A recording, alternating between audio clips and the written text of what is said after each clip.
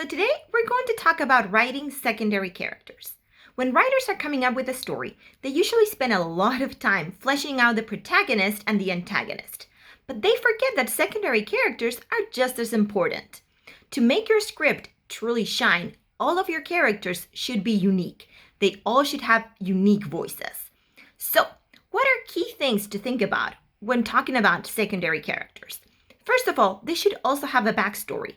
Even though you won't have enough time to explore their backstories in depth, that should still feel when you're telling the story that that's embedded in who they are. The way they talk, the way they refer to themselves, the way they address the world and other characters should show that you've thought about that backstory and that they're unique in that sense, that they have something in their past.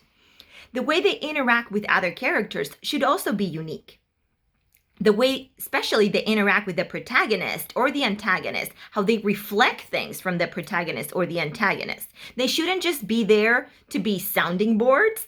They should have a personality of their own. We don't just want to see secondary characters that are basically there so the protagonist can talk to someone and just basically mimic what they're saying. No, we want a secondary character that's going to be amazing, that is going to have a voice of their own, that's going to maybe fight the protagonist and push them, challenge them.